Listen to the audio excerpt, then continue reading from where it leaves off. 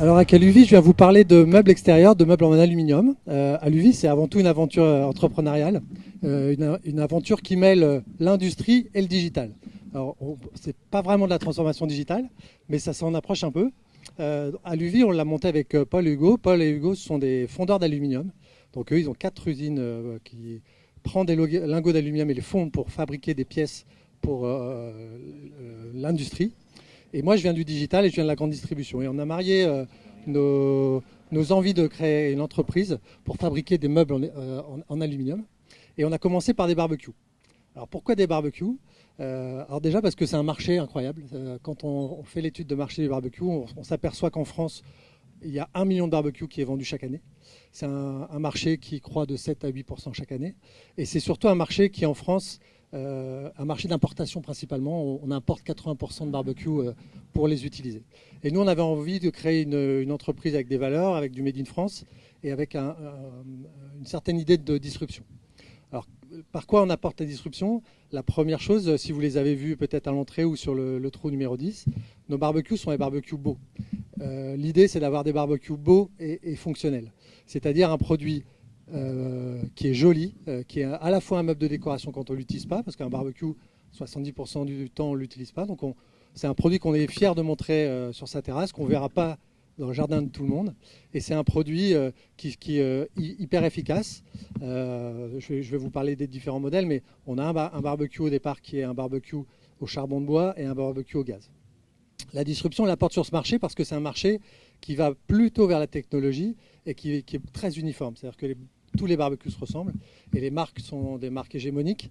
Je ne vais pas vous citer les marques que vous voyez d'habitude, mais ce sont des marques américaines en général qui fabriquent en Chine. Et nous, on arrive avec ce modèle qui est un modèle de fabrication à la demande. C'est-à-dire que vous nous passez une commande et nous, on est capable de le fabriquer et de vous le livrer en 5 à 10 jours.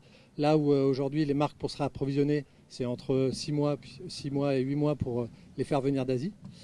Et c'est un produit qui est personnalisable. C'est-à-dire que vous nous commandez une couleur, vous nous commandez une collection. Et c'est un produit que vous pouvez vraiment adapter à votre salon de jardin Fermob, à votre superbe piscine, à votre superbe terrasse. Donc cette disruption, on l'apporte comme ça et on l'apporte aussi dans le mode de consommation. Parce qu'aujourd'hui, les marques poussent dans les magasins des quantités qu'il faut souvent brader à moins 30, moins 40, moins 50, ce qui n'habitue pas les consommateurs à comprendre le prix d'un produit. Et aujourd'hui, on pense, nous, que des modèles comme le CIP français Asphalt changent la donne de la consommation en essayant d'inculquer aux consommateurs un côté responsable et un côté de compréhension du prix. Pourquoi le produit vaut le prix auquel on le vend et pourquoi on ne va pas le vendre à moins 30, moins 40% de son prix de vente.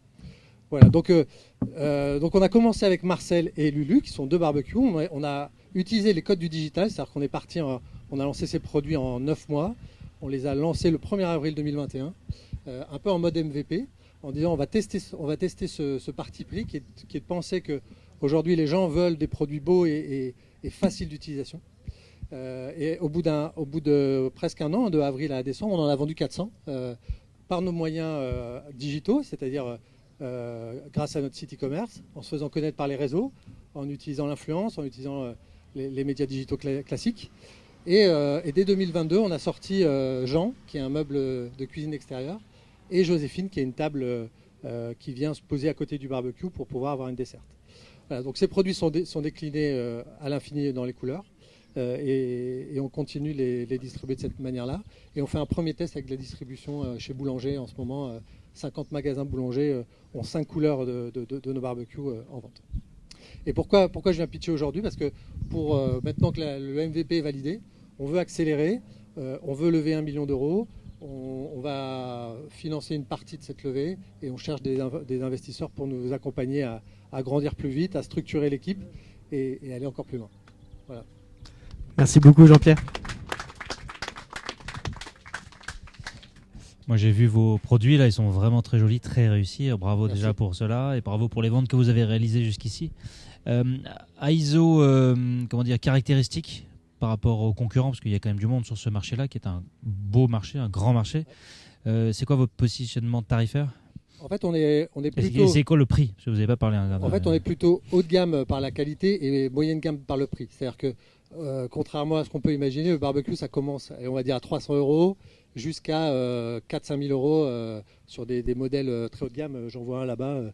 Celui-ci doit coûter entre 3 et 4 000 euros. Le nôtre commence à 1 000 euros, le Brasero.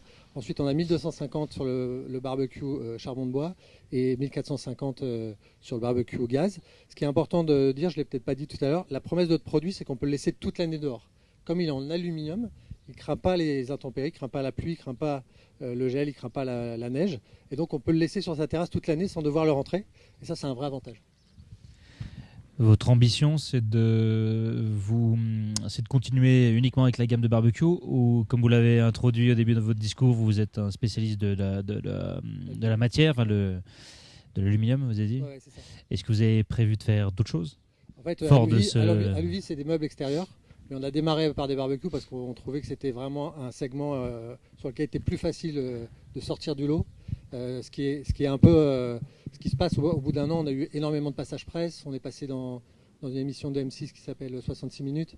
Donc ce positionnement, il est plutôt gagnant parce qu'il nous met vraiment en avant.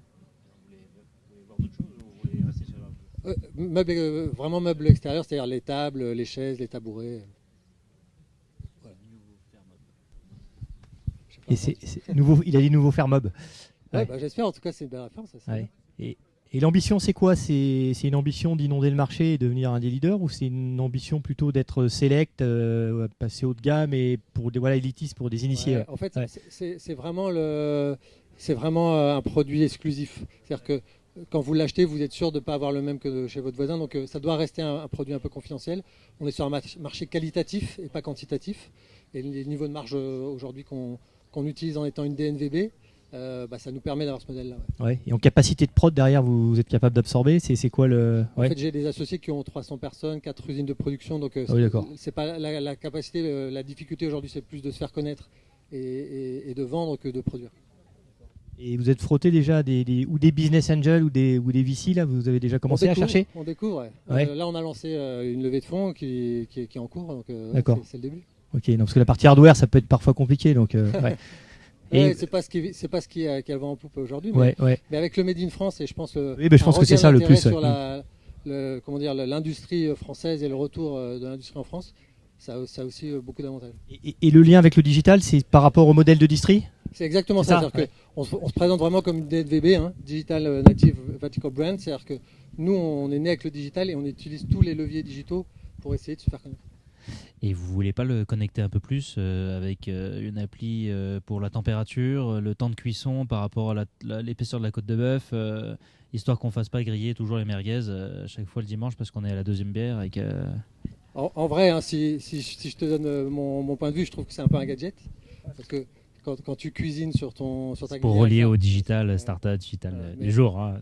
Mais ouais, on est plus dans le beau et l'utile que le gadget.